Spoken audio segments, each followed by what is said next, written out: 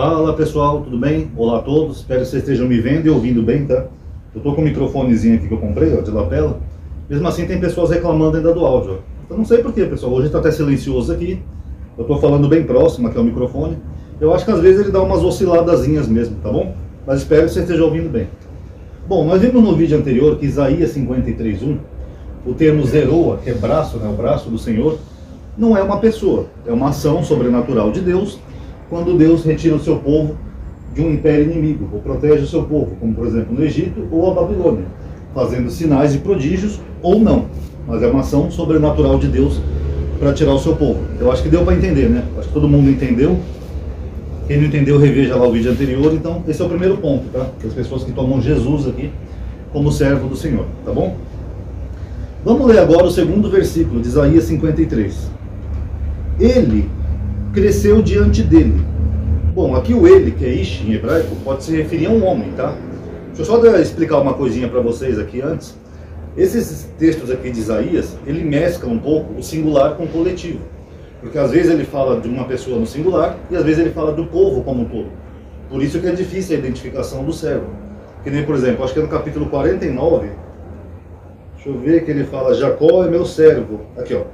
Isaías 49:3. Tu és meu servo Israel. Então, alguns entendem que o servo seria Israel e outros entendem que seria uma pessoa, porque aqui tem o termo Ish, né? Ele. Ele cresceu diante dele. Diante dele quem? Diante de Deus. Tá? Tem alguém que cresceu. Pergunta, Jesus cresceu diante de Deus? Vamos ver isso aí. Ele cresceu diante dele como renovo. Tá? Nós vamos ver essa palavrinha aqui. Como raiz em terra árida. Não tinha beleza nem esplendor que pudesse atrair o nosso olhar. E nem formosura capaz de nos deleitar. Bom, aqui a palavra que as Bíblias traduzem como renovo, pessoal.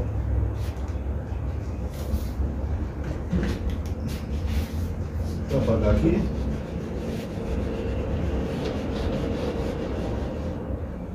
É a palavrinha em hebraico ionek.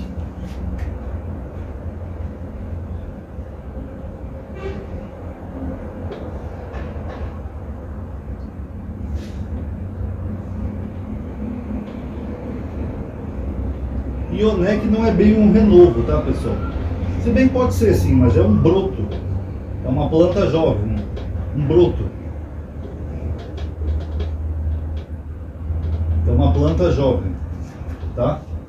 Quando a gente lê em português essa palavra, a impressão que a gente tem na tradução é que renovo seria um ramo de uma árvore. Então, por exemplo, Jesus é um ramo do judaísmo, né, porque ele nasceu do povo judeu. Então ele foi crescendo como um renovo perante Deus. Essa é a impressão que a gente tem quando a gente lê em português de uma forma bem literal, né, superficial. Mas só que essa palavra ionek, o sentido dela é uma metáfora para quem é inexperiente, que não tem muito conhecimento.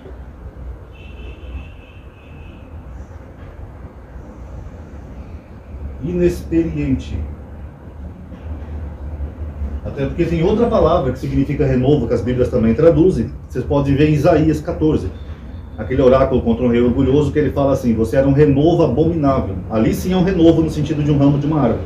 Aqui não, aqui é só um broto, uma planta jovem, que é utilizado como uma metáfora para quem não tem muita experiência. Ah, é só uma plantinha, nem cresceu ainda. Essa pessoa não tem experiência o bastante. Será que isso pode ser aplicado a Jesus? Vamos ver. Eu vou ler Lucas 12:42 em diante, tá?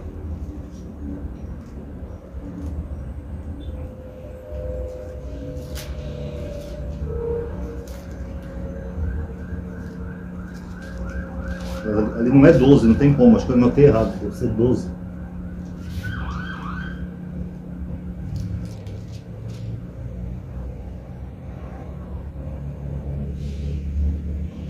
É Lucas 2, tá, pessoal? 41 em diante. Seus pais, que é José e Maria, iam todos os anos a Jerusalém para a festa da Páscoa. Quando o menino Jesus completou 12 anos, então note que Jesus tinha só 12 anos. Deixa eu colocar aqui do lado, ó. 12 anos. Era uma criança. 12 anos.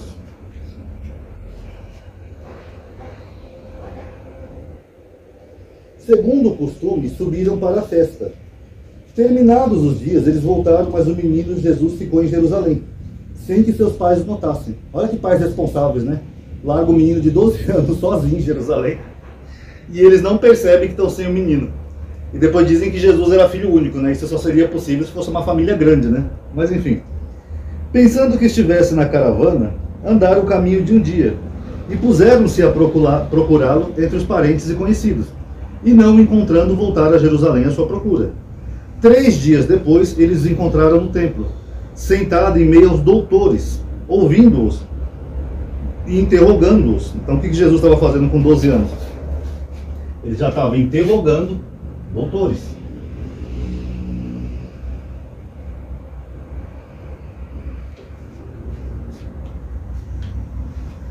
E todos os que o ouviam ficavam extasiados com a sua inteligência e com as suas respostas. O que ele está dizendo? Que Jesus era uma criança já experiente.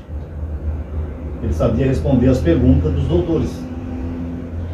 Isso segundo Lucas, tá? Estou tomando aqui só por base, que é o único que narra um pouco da infância de Jesus. Aí ao vê-lo ficaram surpresos, aqui já é irrelevante. Então o que Lucas está informando? Que com 12 anos de idade, Jesus já estava interrogando e respondendo perguntas dos doutores, e ele já era uma criança experiente. Então eu posso aplicar aqui esse Ionek a Jesus?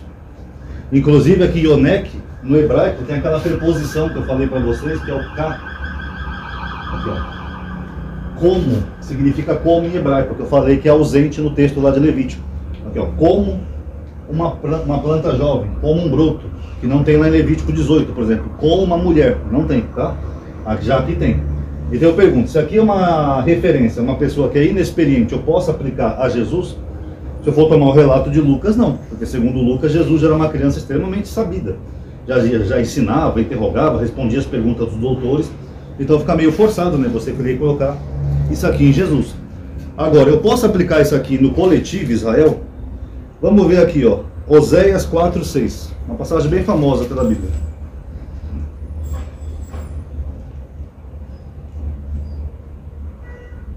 Oséias 4, versículo 6, que diz: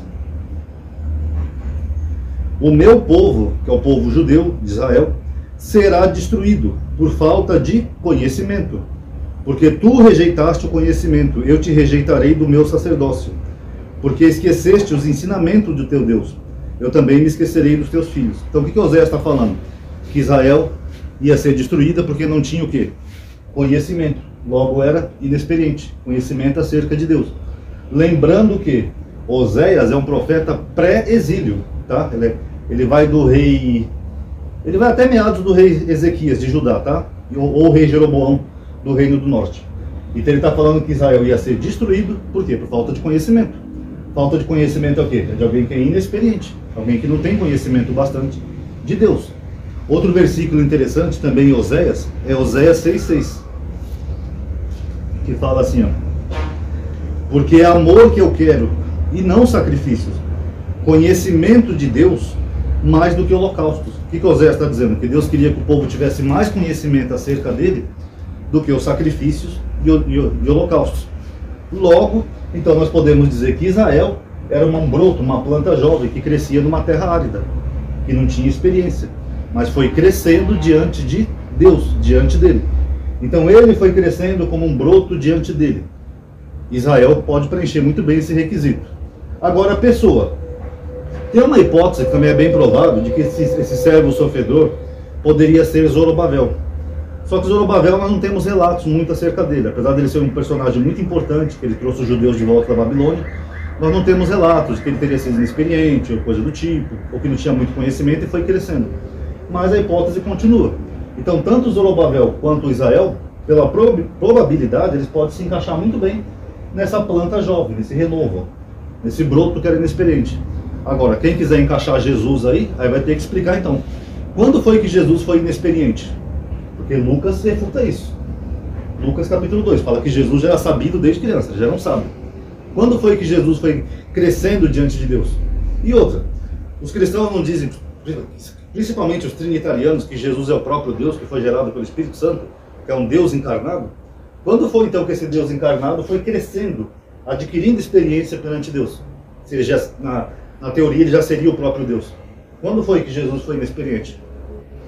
Aí fica difícil, né, pessoal, encaixar Jesus aqui, porque A própria teologia cristã coloca Jesus como o máximo dos máximos, né? Ele é um Deus, ele é um sábio. Desde 12 anos ele já ensinava no templo, mas o texto de Isaías está falando o contrário.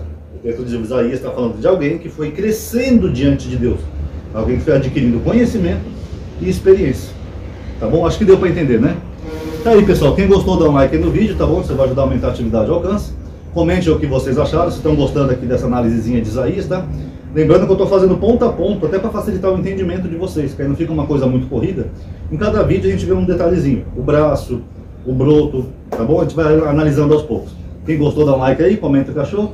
Obrigado aí por ter assistido. Paz a todos.